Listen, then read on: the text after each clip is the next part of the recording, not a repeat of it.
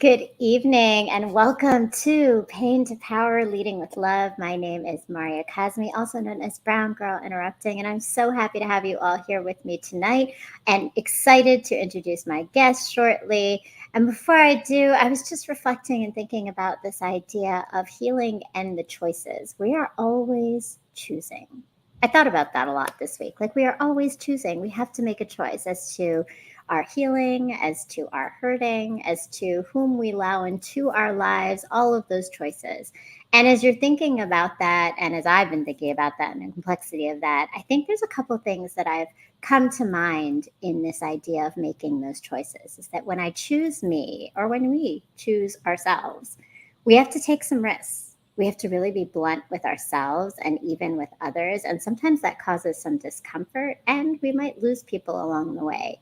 But I want to continue to remind you to be unapologetically authentic in the way you show up for yourself, and know that as you do that, you are continuing to evolve in your own healing journey, and you are actually being more present for the people around you that recognize and understand how important it is for you to choose you. So as you're making your choices and continuing to do them, I hope you continue to choose yourself and choose your healing and peace in this journey and evolution of pain to power. So I am super excited to introduce you to someone else who has been on this evolution of healing and continuing to grow and learn and help others to do that herself.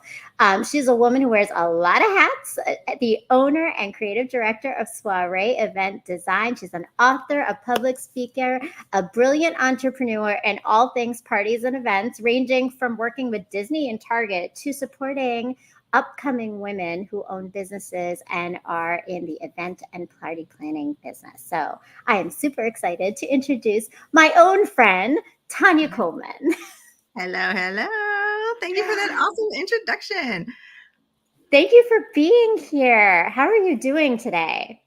I'm doing really good. I live in Minnesota, as you know, and we are having an unseasonably warm winter. There is no snow on the ground, which is very odd for this time of year. So I am just loving it right now and taking it day by day. Well, I love that because I know that the cold has not been from a fun part of Minnesota, right?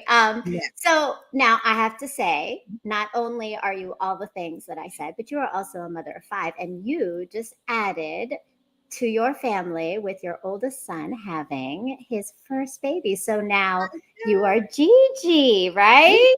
Oh yeah. Oh yeah. So excited. It's such a great, like, I don't know, there's something different about being able to like love on the baby and then here you go. Give her back, right? And so it was amazing. We just spent a week, I think it was, yeah, a whole week in Phoenix and for Thanksgiving. And so we were out there with him and got to meet her for the first time. And she's such a chatty baby and so amazing. But it also, you understand why parents move closer to their Mm. grandkids. I get that now by being there for a week and having to leave and just get, wondering, what's she doing? What's she doing? And having to live through FaceTime and stuff. Yeah, So that yeah. was tough, but yeah, so excited. Well, congratulations. That's awesome. And what's her name? Her name is Phoenix. Okay, I Phoenix love Dawn. it. Mhm. Ah, Phoenix. And yeah, I mean, it's a new evolution of learning, right? Like this next stage of motherhood as a Gigi, right? Yes, yes, it I is love it. definitely different. Yeah, it hits different. It's just I can't really describe it, but for those who are grandmas, oh my God, did I say grandma? Who are GGs, grandmas, whatever the new term is, we'll put a good term on it these days.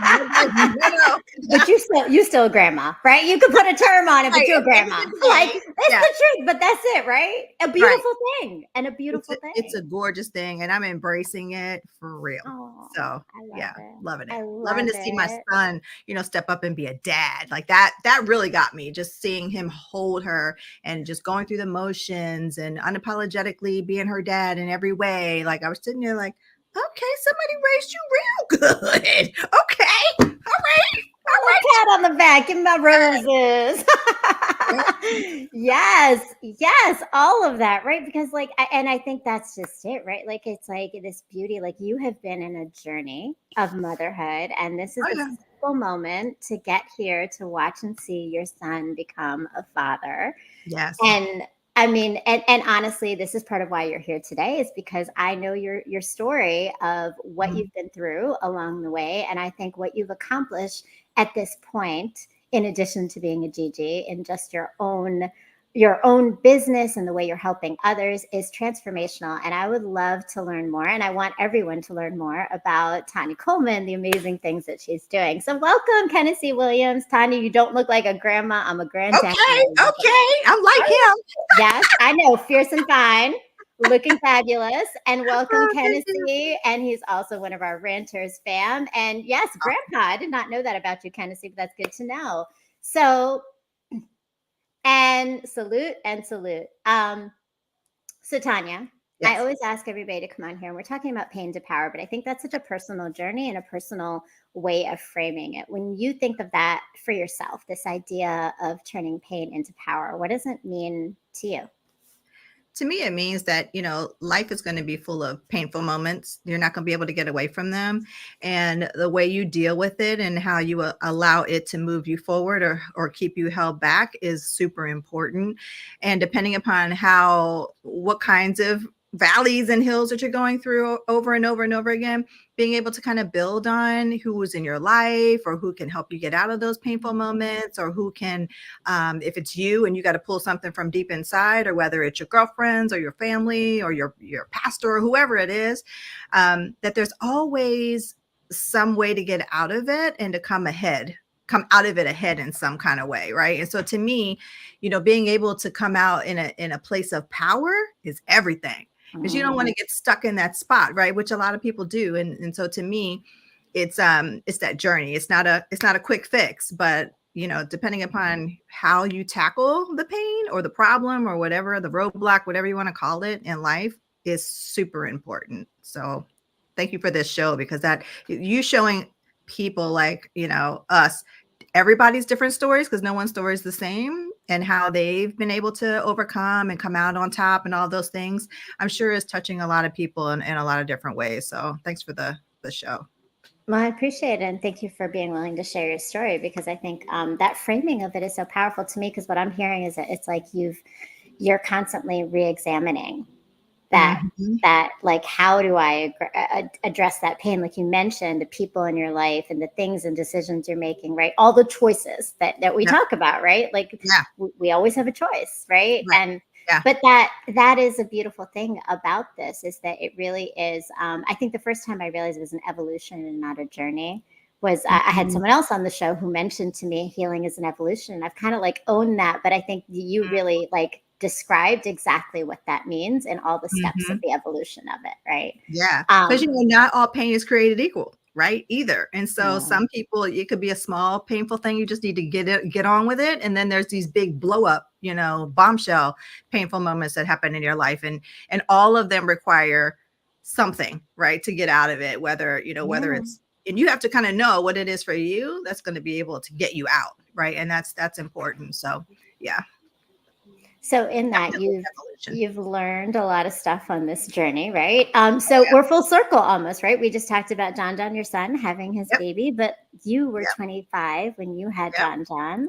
And Mm-hmm. that was kind of the start of this journey, right? Oh Of yeah. your of a lot of pieces of where you are right now. So take Mm-hmm. us back to Tanya at 25, and like some of the things that you were going through in your own understanding of this, like trying to figure out where you were trying to get to in your Yeah. life.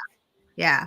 Well, I'll back up a little bit before 25, because right before, so I graduated from college about a year ahead of that. And so I graduated from Towson State University, and I was going through um, an internship program in New York City for advertising. And so they sent me to New York. I worked in an ad agency up there, and I was gung ho. Oh, I'm going to be an art director, and that is my career path, and that's what I'm going to do. This is way before John, right? And so I bush-eyed and bright-eyed and bushy-tailed, going to the big city and the whole thing. Grew up in Baltimore, Maryland, so I wasn't too far away, but not too far gone. So get up there and get into this corporate America type of scenario, and quickly realize that corporate America wasn't for me.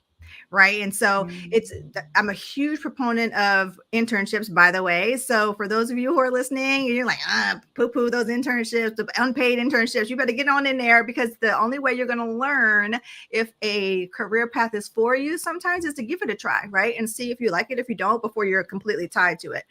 So I started hanging out with the people in the art department. And so the graphic designers, they were the cool people, right? And so it was a lot of red tape in the art department, in the art director's positions and stuff. And I was like, no, I don't want to be, I think I had more of like a rebel mind state. I've always had that my entire life. And so I was not cool with the red tape, the bridling of my creativity. Like, creativity shouldn't be bridled, in my opinion. You should let that flourish and it should do its thing.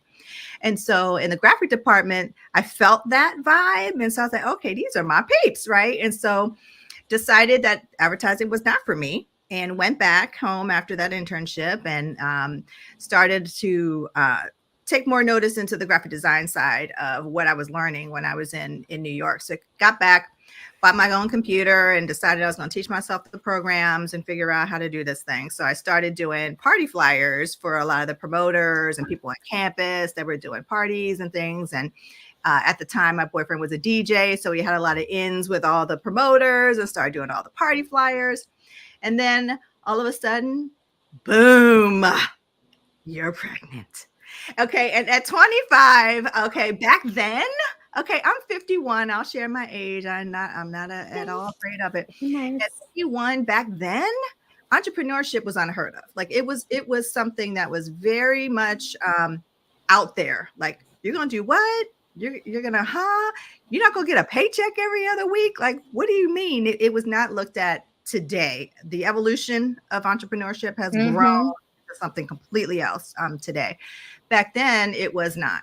So, when you're that young, and 25 technically at that point seemed young, coming right out of college, not really having your career under control and all of that, it was looked at as, what you gonna do with your life? You got to raise this baby. All the things. And so I was like, well, one thing is not going to happen is I'm not going to just curl up and just let all my dreams and all my aspirations and all the things that I want to do with my own life just get swept under the rug because now I have to be somebody's mother, right? So ended up, we had the baby and everything was great. And I had a good girlfriend of mine introduced me to this guy who had an up and coming investment firm down in Atlanta. And that was back in the heyday when Atlanta was the hub for entrepreneurship. So if you were starting a business and you were in Atlanta, you were golden.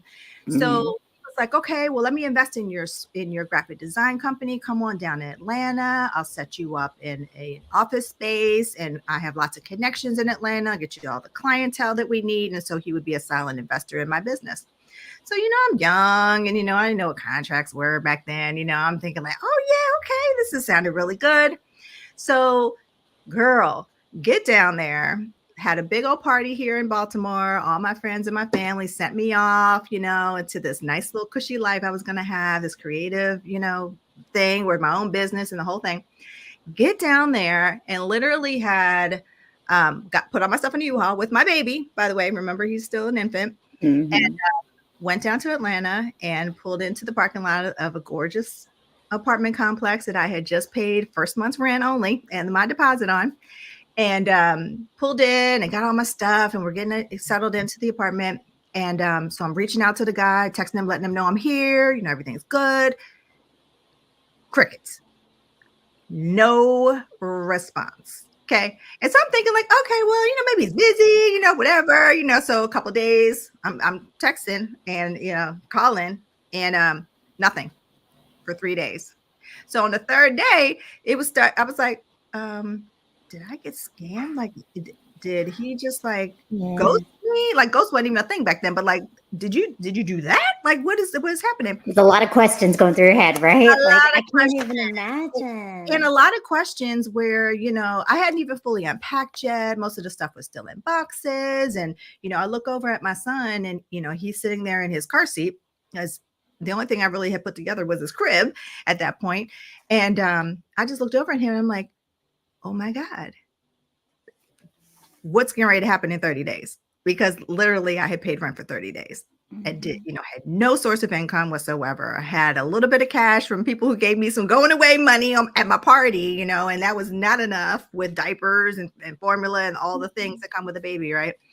So push comes. So long story short, never heard from this man ever since then. Never.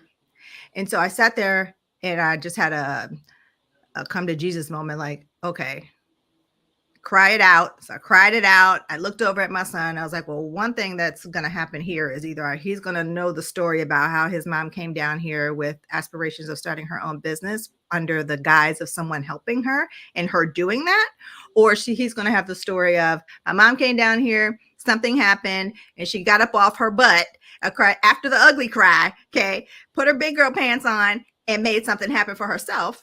Or Mm. third option, this all happened and I had to pack everything up back up in the U-Haul and carry myself back to Baltimore, which was not gonna happen. Okay. So there was So you only really had two options, there but was really one. right. There really was only one option, right? Okay. Knowing me and who I am and just my personality and like no, hell no. I was not about to let that be the story. And when I looked over at him, I was like, that's not about to be the story he's gonna tell of his mother. That's just not going to be Mm. what that's going to be, right? And so that really was the catalyst for me, like to get up, dust it off, and get out there and try to make this happen for myself. And you got 30 days to do it. Matter of fact, you got 27 days because 3 days you've been trying to get a hold of this fool. So push comes. So next step, his father, so John's my son's father, actually lived in Atlanta. Okay. And so I had to reach out to him because he's the only person I knew in Atlanta at all. And we would not have a really good relationship. So this was not an easy call to make. Okay. And so I was Mhm. like, had to tell him the story, whatever. I was like, listen, I'm just trying to find some work, some freelance work so I can, try to make ends meet. So he had introduced me to one of my friends who was he's a friend, good friend now, but at the time didn't know him from Adam. He was actually the promoter over at one of the largest nightclubs in Atlanta Live.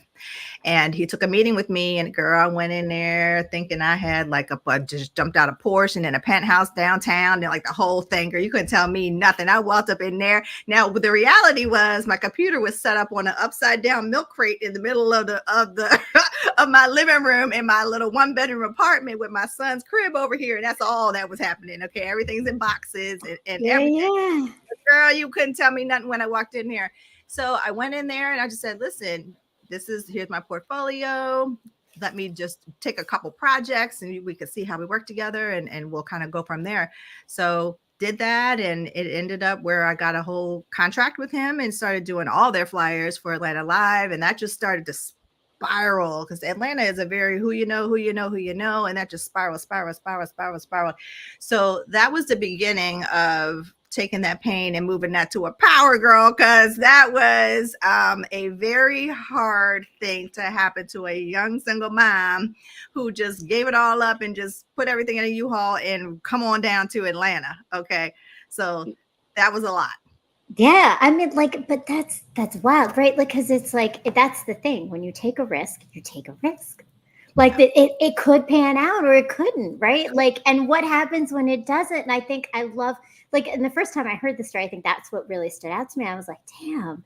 But like, and the way that you showed up Mm-hmm. in that office where you said like you believed you knew what your reality was, but you showed up with the reality of what you wanted to be Boom. seen as. That is so much power. How'd you do that? Like, how did you get into the mindset of knowing that that's what you needed to do, and how did Mm-hmm. you stay there over time, like throughout life continuing, right? Because you still had a baby and you still had the milk crate and you still had the rent, right? Like all the Yep. things. So Yep. what kept you going through all of those things? Yeah. I think the first part of the question of how did I get into that space, I think the reality that set in of what could happen if not, right? What if you go into this opportunity? And, to me, you only get an opportunity once. You only get one time to make a first impression. And if you screw it up, you're done. Right. And so it's really hard to come back if you don't show up right the first time. And so it just, I'm telling you, it was my son. He was the motivation. There was no other way that I was going to. If it was my only me that I was responsible for at the time, maybe I'd have been a little less prepared, maybe a little less, I don't know, gung ho to, or to get in there and do what I need to do. But knowing that, my son needs the story. He needs the story of the Phoenix rising. Oh, granddaughter Phoenix rising. He needed that, right? And so there, and to be honest, there was no way I was going to tell my family either that this is what happened, right? And so I needed to have this, the story needed to be something else. And so that was the motivation to get into the space. And then, I was confident in my skill set. I was confident in what I was able to do. And so I knew that I was going to be able to do a good job for him. So I didn't go in there with a fake it till you make it mentality. I went in there with a, no, I'm good and I'm going to do a good job for you. I just need you to give me a chance. Right. And so that's what it was. And what allowed me to stay in the space was that I was producing, and so I was doing stuff for him and I was getting it done in a less time than he expected it, which was I was over exceeding his expectations. And so then I was creating a situation where he felt comfortable and he felt confident and he felt like, oh, she's got it. Right. And once you get a client in that position, you're done. You're like completely golden. And so that's what was able to keep me going, was that I was able to actually do what it said I could do. I didn't go in there bullshit and like, okay, I can do this, but I really can't. I gotta go home and flip a manual. No, you got to really go in there and take your opportunities and be prepared for the opportunities when they come. And I felt like I was prepared for it. And so then, it just ended up where it was. I love that, and I love how you're able to break all that down. And I mean that motivation of having your son and the story, that keeps hitting me, like the way you said, like the story that he has of you. I'm just wondering, like, is that something that he understands now at this point of being like a father himself? Has he reflected on the story of you? Yeah, he has. And you know what? He actually, that's the best part about being a mom, honestly, is when your kids are grown, when they're young, you could talk to them till you're blue in the face about all the life lessons you're trying to teach them and all that stuff. They ain't listening. Well, you think they're not listening, but guess what? They are watching. Okay. Because some things go in one ear and out the other. And you're thinking like, oh, they're not paying no attention. When they get older and they start having conversations with you, like a grown person conversation with you, and they start to tell you, hey, mom, thank you. I understand the sacrifice that you made back then. I understand what it took in order for you to do these things for us. We understand, what it was you had to, what that situation was and what it took for you to get out of that. And I don't know, it's just weird. And then he also has entrepreneurial spirit too. Right. And so he was able to kind of see that. And he's like, so he comes to me for advice on how to be an entrepreneur and how to navigate clients and like the whole thing. And now he kind of has a greater appreciation for what that really meant, especially back then. So that has been really, really good. And like him as a dad and being able to, like, now he's trying to kind of put his toe into the entrepreneurial space with the baby, and he has her all day, every day. And so now he's trying to balance that. He's like, I don't know how you did it, and da, da, da. But he's doing it, and I'm so proud of him for that. That's awesome. But I think you bring up a good point, like this idea, like sometimes I think when, and you clearly have your mindset in terms of what you know about yourself and what you know about your capability, and that shows up in the way you show up. But like, does it sometimes become almost also like a double-edged sword of like that ability to show up so consistently that that's what everyone always expects of you? And it seems like it's effortless, even though it really actually is effort. Yeah, it's definitely effort. Sometimes I think you do yourself a disservice when you allow people to, and I came to this lesson very, very recently, because I'm one of those type of people where I just kind of hide the feelings, and as a single mom, you're trying to be everything to your child and you don't want them to feel the pain you're feeling. And so you want smiles, at the end of the day. And so I wouldn't let my kids see my emotion. I would just bottle it down. And what they saw was fun mom. They would see the confident mom. They would see, the mom who had it all going on. They didn't see that, the light bill, you couldn't turn on your video game today because mom forgot the light bill, or whatever the thing was, right?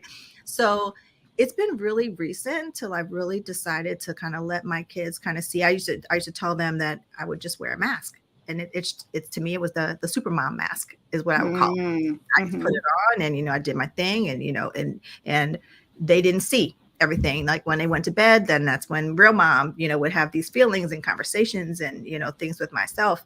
And, that's a really hard thing to try to balance within yourself over time. And, I wouldn't suggest it for anyone. I think if I was to tell myself then, as a 51-year-old woman now, if I was to tell myself something or give myself some advice, it would be that let your feelings show, let your kids see it, let your kids see the struggle, let them see the pain, let them see the tears, let them see all of it, because that also is part of the story, right? And so you want the story to be authentic, and you want them to see, no, mom fell down.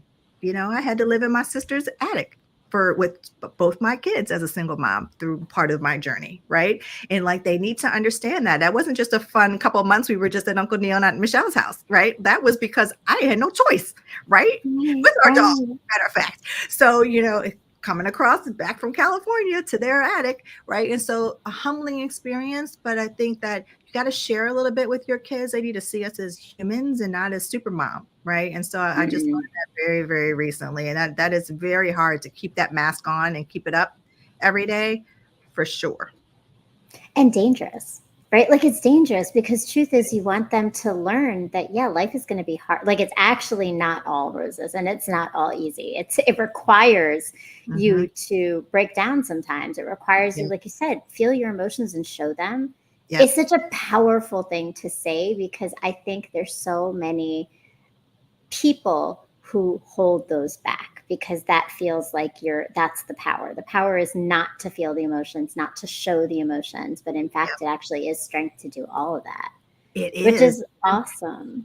Asking for help too. Like that's powerful. And, some people would think like my old self would think that was a negative thing. Oh my God, you had to ask for help. No. Oh my God, I'm asking for help. Right. The way you just switch the way you think about it really is powerful. And it's been really recent where I've really had to come to that realization that it's not a failure to ask people for help. It's not a failure for them to see you struggle. It's not a failure for them to see that you have emotions about things, and it's not all roses all the time. So that's definitely a life lesson I wish I had learned earlier on, but that's part of the journey too, right? It's that at the time you needed a different life lesson, right? Like and now you get this life lesson and you get to shift that mindset, and the power of mindset is huge.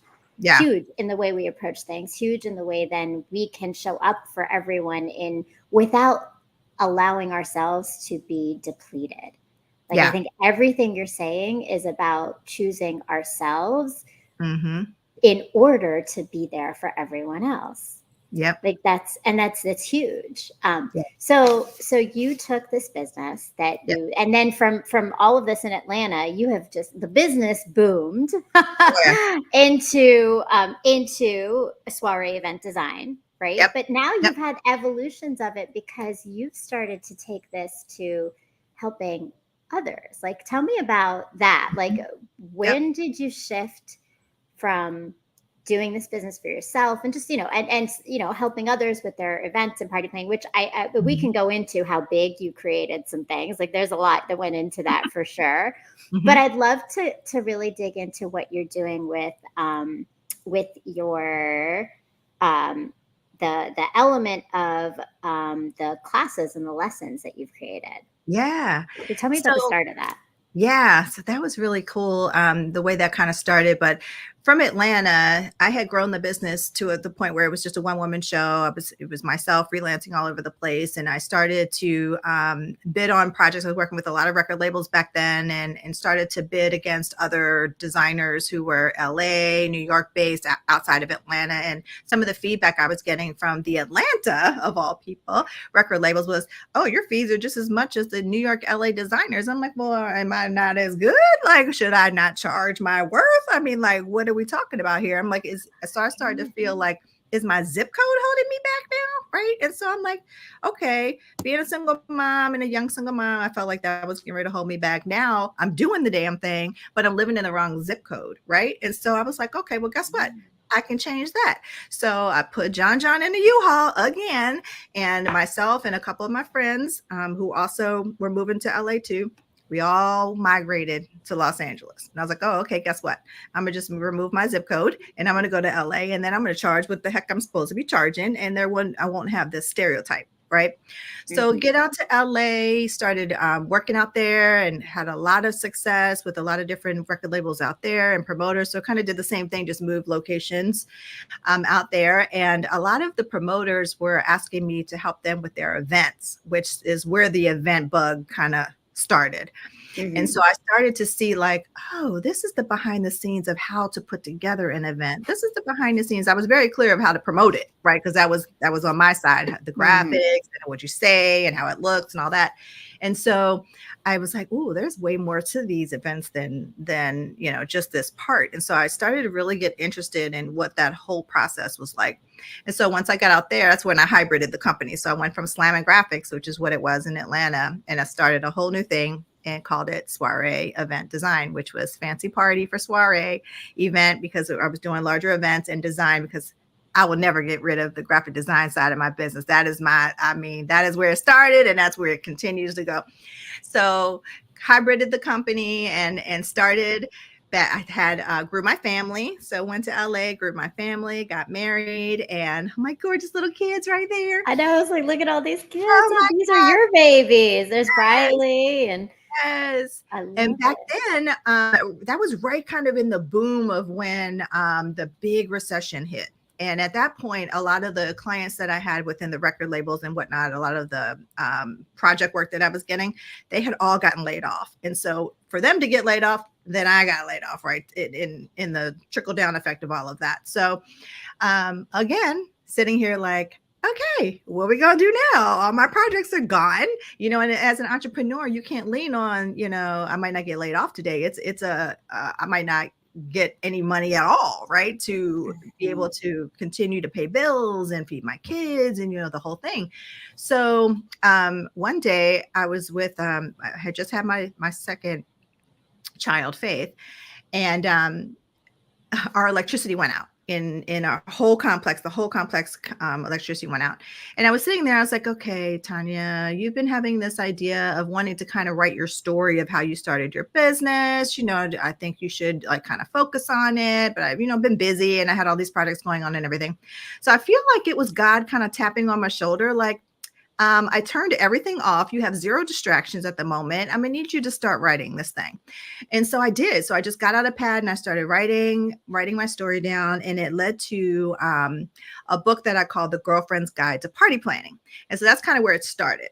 And I wrote the whole story down. And I did that because when I first started in the party planning side of the business was when I had my younger kids, and that was kind of the start of like all these fabulous Pinterest style parties, the whole thing, right? So I got bit by the bug again, right? And started Mhm. doing those and sat down with my husband and I was like, babe, I think I want to do like kids party planning. I think that's what I want to do, right? He's looking at me like, And that's got to be a booming business. Come on really? now. Everybody has kids who are planning for parties, and they have gotten bigger and bigger over Bigger time. and bigger. And when I first started, they weren't as big. Like they weren't like this big, huge thing.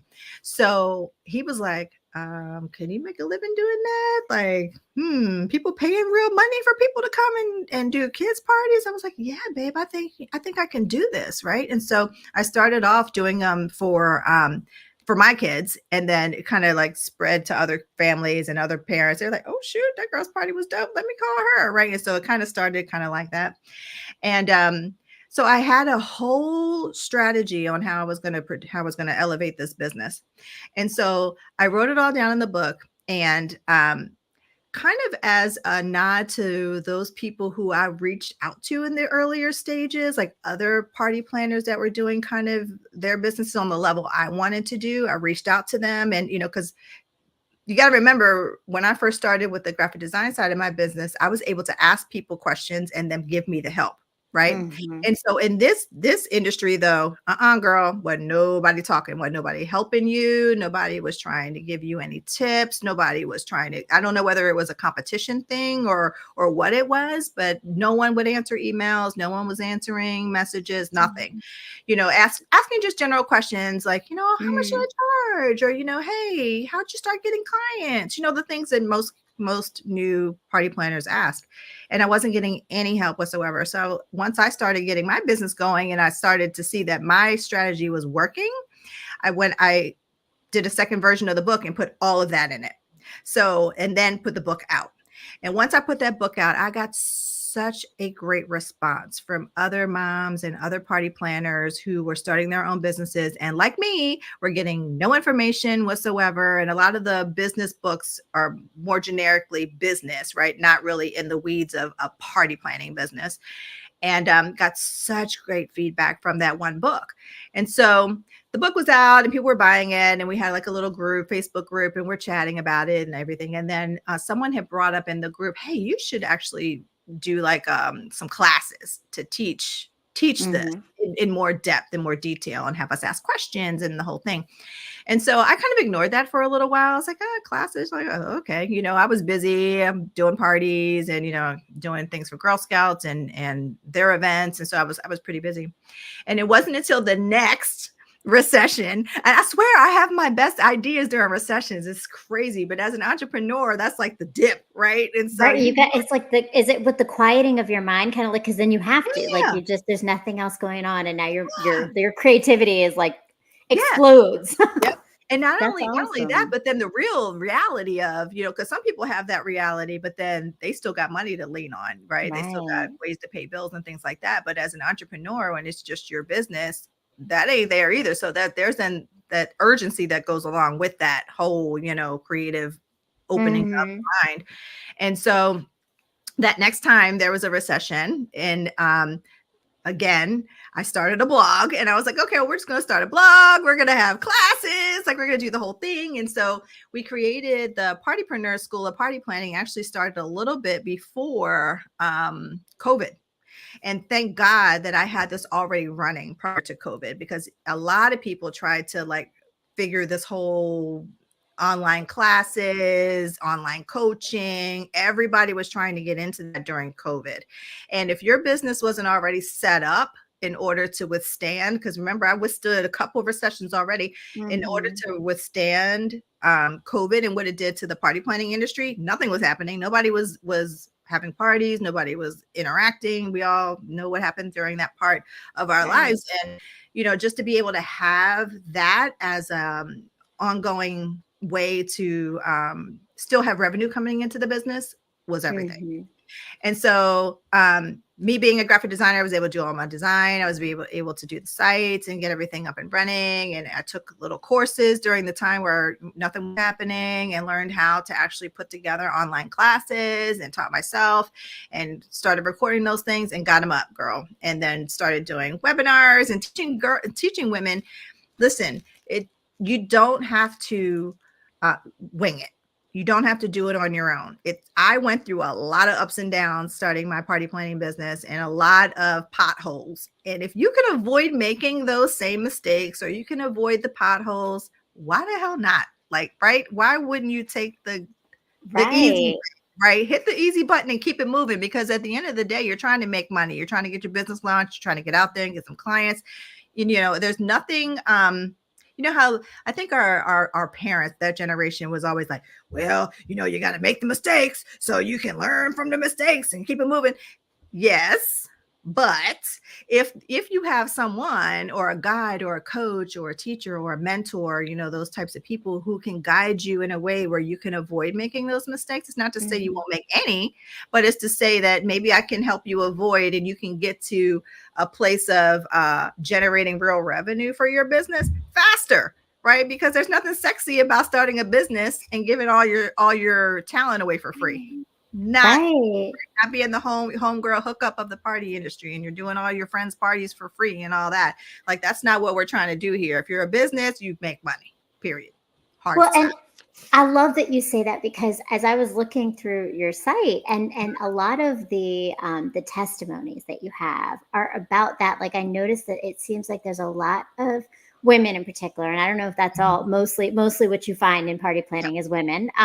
But the sense of like affirmation and validation you gave them for their talent being something worthy of of being able to charge money, or like even just believing in themselves to keep things going when things were hard. Like it's just a lot of that came out of it. So I'm just wondering, like, what have you seen in some of the mindset shifts you've had to help people make in Mm-hmm. their understanding of moving into this business as a business, and not just like Yep. you said, right? It's not just you've got a talent. You're not Yep. just doing this for your friends, because Right. that is how most people start. Like, oh, Yep. you're good at this. Come help me plan my party, right? Like, I Yep. know, like, I'm horrible at party Yep. planning, so I probably have tapped into your sister myself actually for this exact thing, right? Yep. Yep. Yep.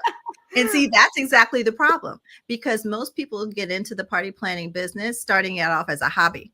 And so they're doing it for their friends and family. And all of a sudden they're like, oh, shoot, I like this. And then they start figuring out, somebody says to them, almost every single student that I teach, they always have someone in their lives that say, hey, have you ever thought about doing this as a business? That's the one question that kind of, boom, gets their mind shifted, like, oh, maybe I can do this as a business, right? And then the question is, but how? Because I've been operating as a hobbyist this whole time, right? And so to change your Yeah. mindset about, I'm just not doing this for fun, I'm doing this for money. That is a really hard thing for a lot of entrepreneurs to go from doing it for fun and doing it for money, because it takes a whole different mindset. It takes a way of doing business that may not be the most creative, but it's the most profitable. It's a Mhm. way of, now I got to tell people how much I charge. Oh God, I got to have the money conversation. Oh Lord, how do I charge? What do I say? Because I've been doing it for my Aunt Frida, for free. So how am I going to charge now? And so it's really difficult for people to make that shift. But it's made a little less difficult when you have somebody telling you exactly what to do, exactly what to say. Here's the framework for exactly how much you need to be charging people. Here's why you need to be charging it. And to have somebody along the way helping you get over the hump of, please don't ask me what I do. Please don't ask me how much I charge, because I'm going to stumble on my words. I'm not going to know what to say. And then I always tell them that story. Listen, I had nothing and I walked into that office. I always go back to my Atlanta story. I walked in that office like I had everything when I had nothing at the moment. And that's the way you have to go into the meetings you're having with your clients. You got to go in there like you're the gift. They need you. Mhm. You know what I mean? They're there. Mhm. You're not there to beg them for the project. They're there to hopefully that you'll say yes. Right. And so it's a shift of mindset. And it's so important, because if you don't have that, girl, those potential clients will eat you alive. And by the time you are finished with the consult, you done given half the damn party away. You're irritated with the client after you've done it because you've worked your butt off and you're not seeing as much money come in. Matter of fact, you probably are in the red, and you probably paid for stuff yourself because you wanted it to be amazing because you're creative, remember, and you did this as a hobby, and all your parties Mhm. are gorgeous. But if you don't have the right clients being able to allow you to produce at that level, then you're going to be paying for it. And that's a no. Okay. Mm-mm. Not in business. Mhm. Not in business. That's so powerful though, Tanya. Like I think the fact that you knew that you needed to do this for others, and that you're doing it for others in such a big way, that that's, and it shifts the whole way that you came into this, where there was a competitive possible or like secretive aspect to it, and that like you're like, no, here it is, right? Like, Yeah. no, like you can be Oh, successful too. We can all win. We can right. all All win. win. Yeah.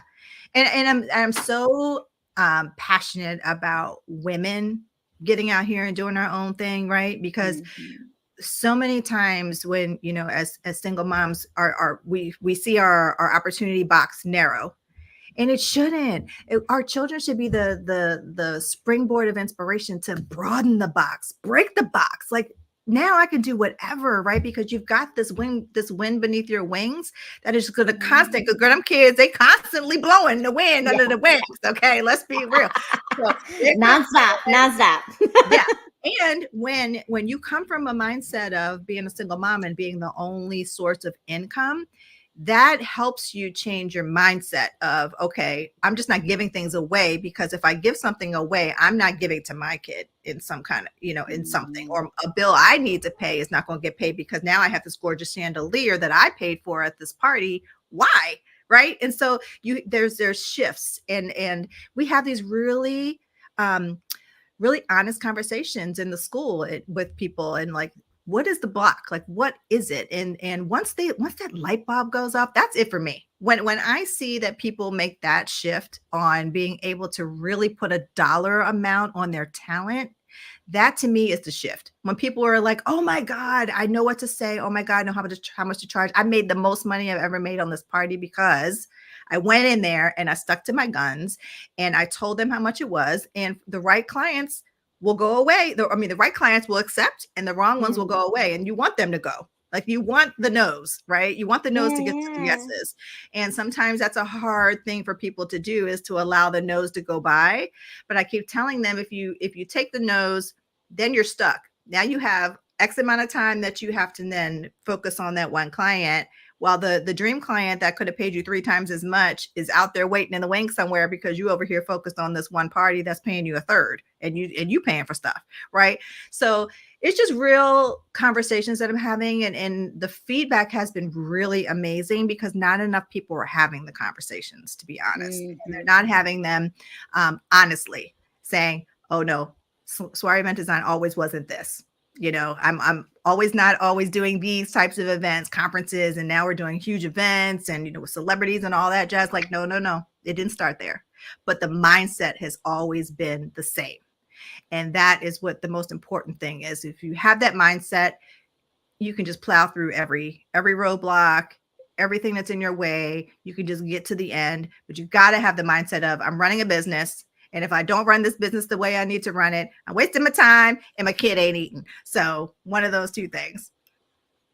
And that's huge. But all of that is so huge in the impact of what is changing for women in their mindsets of themselves, the mindsets. And then, like, I imagine it's a trickle down. It's the business, but it's life. You're given these life skills of how to approach things and recognize where to prioritize their skill sets, right? Like, and what they know, which is huge. And you talk about it specifically as women, and particularly single mothers, but like, thinking of identity, and you say this on your website too, and I know that you have definitely instilled a lot of racial justice and understanding race in your children. But like, for you as a woman of color, and in how you identify yourself, what have you experienced in the challenges of being an entrepreneur and the identity of race?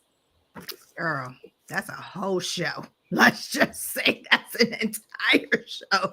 That is, however, right. What I thought was really amazing is that I watched the people that gravitate, the women that gravitate to me in the school, right? And most of them are women of color. And, I think they recognize themselves in my story. I think they recognize themselves in the ups and downs that I share in the book of how, not only did you have to break down the door about being a woman, because when I first started in graphic design, women weren't doing that. Like, I was one of the only women in Atlanta doing graphic design at that time. And then, how to transition that into the party planning space, which is all women, right? And so then there's a whole other thing there. But then also the psyche of, I can't charge as much as my white counterparts. I can't, like, oh, they're charging this. Oh, I need to come a little under. Hell no, you don't need to come a little under. Like that, the mentality of that. And that takes that's just societal, right? That's society putting that on us and saying that, we should, be less than, or we should be, no, I'm not subscribing to that at all. We're going to charge the same amount. How much is the white person charging? I'm going to charge that. Matter of fact, I'm going to charge 10% more than that. How about that? And so then there are, opened up a can of worms, girl. But there are times when, as an entrepreneur, you have a sense of freedom in what you can say, freedom in how you can live your life. It does award you certain types of freedoms. And in business, I feel like I'm more vocal as a Black woman when I'm in the rooms of corporate, when I'm in there and I'm talking and I'm pitching in an event, or I'm the event planner on an event and I'm seeing things like, this isn't exactly inclusive. Okay, you said you wanted this to be, a diverse Mm, audience, but you're not trying to diverse the audience. Or here's, you've got an event that's an ethnic event, and your caterer is not allowing any grits. Like, we can't get no greens. Like, the menus are now mm-hmm, a problem, right? Because the menus are white, and mm-hmm. they don't have any ethnic leaning things. And so I'm finding myself even being vocal with venues, on their preferred vendor list, which are all white owned businesses.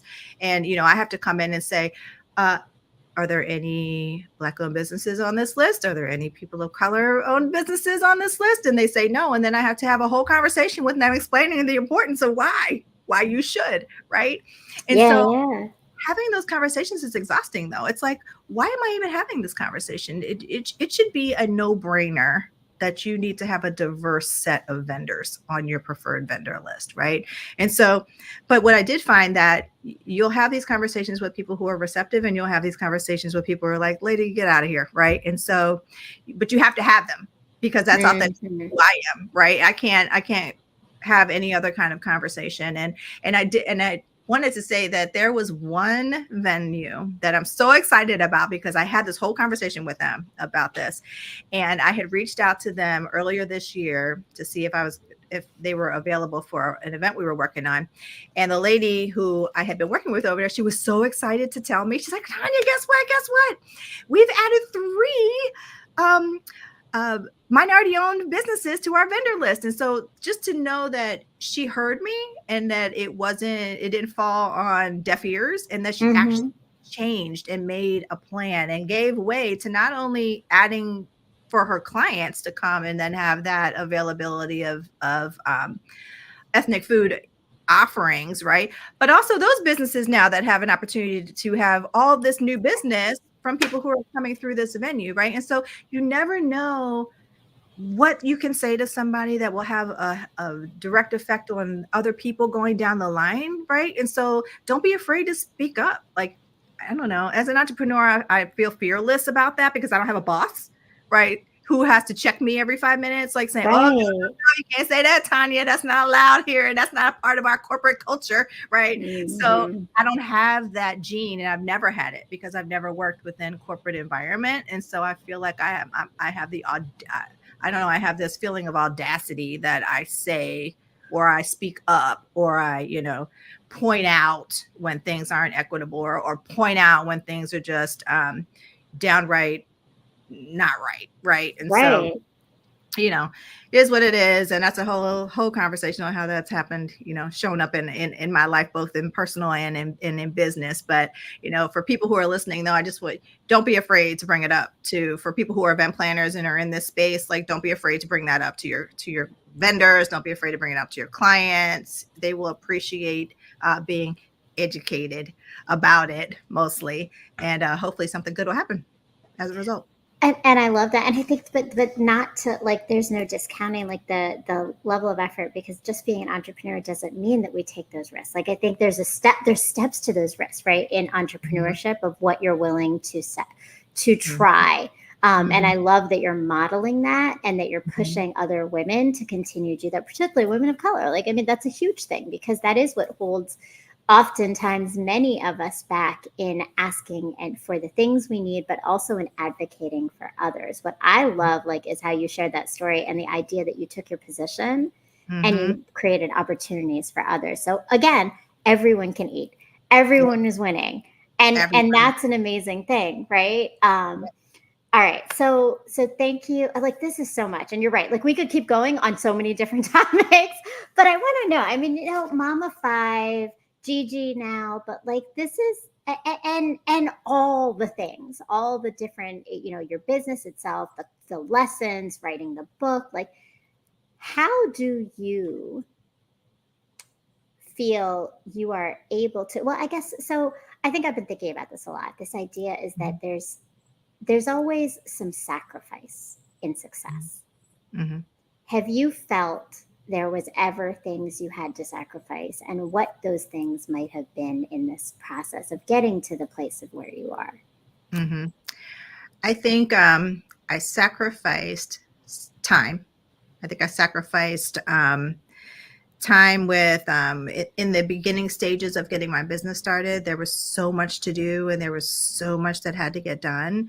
um, I tried to be there as much as I could as a mom, but I had to move a lot in order to kind of get to where I wanted to be, right? Mm-hmm. Literally move. Like U-Haul, girl, I should have had some stock because I was moving. Even in LA, I think I moved 5 times once I lived in California. So I think the biggest sacrifice for me was stability for my kids because they were moving from school to school. They were doing, thing to thing.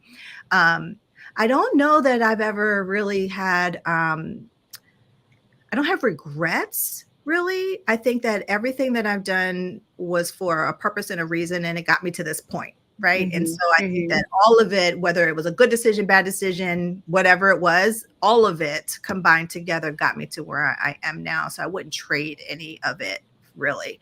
Um, but I do wish I would have not been as busy, where I could have done more um, normal stuff, right? Like not so much like I was always in the house, and I was always in front of my computer. I didn't have like the luxury of, oh, you guys have weekends off because you work in corporate America. Oh, guess what? I'm working all week and Saturday, Sunday, right? And so I think I sacrificed the time. I think is the biggest thing.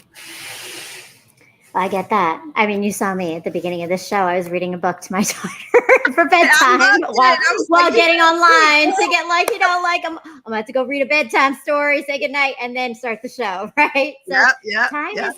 time is currency. So but I love that you said that you have no regrets, because I think that like that's important too, is that we make those sacrifices, but there's a reason, and there always is going to pay off somewhere along the line, right? Mm-hmm. Like, because Oh look, yeah. your son is looking at you now and seeing all the things and still so inspired to continue doing the same things as you. So as we're wrapping up, just final Mhm. thoughts in terms of what is it that, like, what should we look forward to find out more about Tonya? Where can people go to find all the information on your lessons, on your party planning, on Mhm. anything? This is your chance. Take it, and share and get everybody on board with all the things that you have going Well, on. all right. Well, I have a website. You can see it under my name, soiree-eventdesign.com. If you go there, you'll be able to, my blog is there. So you'll be able to get all kinds of party planning tips for all kinds of entertaining that you want to do, from the kids' side to holiday to all kinds of stuff. There's lots of free information there. Graphic design information is there. It's kind of the hub. Graphic design, my event planning, and then the party ideas is there. You can go to partypreneurschool.com, thepartypreneurschool.com, to get information about the courses and the classes and all of that. But you can get to it from Soiree Event Design as well. So if you go there, you'll be able to go over there. And just as a quick heads up, around Christmas time, I always do a giveaway. So get on my mailing list. So you'll be able to get on my mailing list, get on there, because I do send out, I do 12 days of Christmas normally, and I do freebies or offers or something like that in the month of December. So get on the list, because you don't want to miss some of those things that are coming out. And if you are an event planner or a party planner and you're just starting out, or say you're doing it as a hobby and you're trying to say, maybe I could do this as a business. Let me tell you, you absolutely can do this as a business, but I don't suggest you go it alone. I do suggest that you get a little bit of framework, a little bit of coaching, possibly a little bit of, gentle kick in the butt if that's what's needed in order for you to get that business launched the right way. So get on over there to partypreneurschool.com, and there's all kinds of resources and classes that you can partake in. I love it. And everything is actually linked right below in our YouTube channel description. So make sure you go to all of the things. And yeah, I mean, great timing for December. And I love it. So, of course, I got to give a shout out to Michelle, sister of Tonya and best friend of mine. Tonya is everything, such an inspiration. And not just because she is my sister. Yes, Tonya is everything. Tonya, you have been everything. Ravi Cooper says, I have enjoyed hearing her story. Very inspirational. You got the fam in here. I love love it. Welcome to my Strathmore fam. Monica Truesdale, this was very good. Tanya is amazing. She has inspired me so much. Maria, you're a class act. Thank you so much, Monica. I love it. Thank you so much. Last Men of Man. Black-owned businesses are such a rarity. How does she tackle the Black-owned stereotypes of customer service, and how do you rebut those stereotypes? We have a few more moments if you're here with us and you can stay. We got a question. Thanks, Greg, for offering that. Oh my God, the Black-owned stereotypes. Well, first of all, that started from the very beginning. Okay, first of all, graphic design. If you're Black and you're a graphic designer, are you gonna turn the stuff in on time? Are you gonna take my money and never give me my stuff? You're gonna be too late. You're gonna be slow. Like all the things, right? Even that was the very first hurdle that I had to overcome. And unfortunately, even as Black people, we just got to do one better all the time. And you cannot be late. You cannot charge less than what you should, because as soon as you do, the perception is a reality, right? And you'll get treated as such. And then, in this business, everybody knows everybody, right? And so the soon as you start believing the stereotypes, you're done, right? You have to believe these are stereotypes. This is not me. This is not how I run my business. And you got to run your business counter to all of those. And you got to go in there with the mindset, and you got to go in there with the confidence, and you got to go in there looking the part, and you got to go in there saying the right things, and you got to go in there with the research done so that you can actively talk about somebody's project to a point where they are feeling like super duper confident in your skill set and very confident in who you are as a person. And those stereotypes tend to go away if you go in there way above what those stereotypes are. You know what I mean? And so, like, if something is due in 2 weeks, turn it in 1 week. If something is, if you're supposed to be there at 7:30, show up at 7. If you got to have something done, a little bit less than you normally would, give them a little bit more than what they asked for, right? And so once you start doing that, you'll start building good relationships with your clients, and they'll start coming back. So, but yeah, that was definitely a stereotype. and the whole thing about being in the South, for sure. I just moved. Well, right, and now you're in the cold. But I appreciate that, and thanks for adding that question. But I think it's so much of this is the mindset, right? Like, it's the mindset, it's the community, and it's that knowledge to show up and know that we've got it. And I know our focus was on party planning, but this is such great information just for entrepreneurship in general, for women, and particularly women of color, particularly single women, and just thinking about, single mothers, and just thinking about what that is. So thank you so much, Tonya. It's been so awesome. I really appreciate your time and your evening. Thank you to all of my Ranters family for joining in, to my Strathmore family, to my friends, to our supporters, to all of our friends out there. This was amazing. Such a great conversation. Please make sure you tune in every Sunday at 9:00 on this channel, on the iRant Network, and on the Ranters Union. And I don't know, Tanya, if you have a Roku stick or a Roku TV, please go and download the iRant channel. That is where you will find all of our Ranters Union shows, and you can find Pain to Power and old episodes and new episodes. And definitely tune in and to follow us. Make sure you're here. Make sure you subscribe. Click the link below. And as you are making your choices and continuing to make those choices, choose you. Choose your growth, choose the mindsets that continue to help you to recognize and know how much power you hold, even in the moments of pain. Thank you so much again, Tonya. It was so great to have you, and have a beautiful evening and night. Peace, love, and light.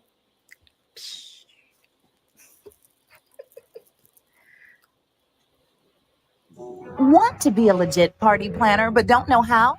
Partypreneurs 101 is for you. A 10-week online course unlike any other. Get paid to do what you love and be your own boss. Learn more at thepartypreneurschool.com.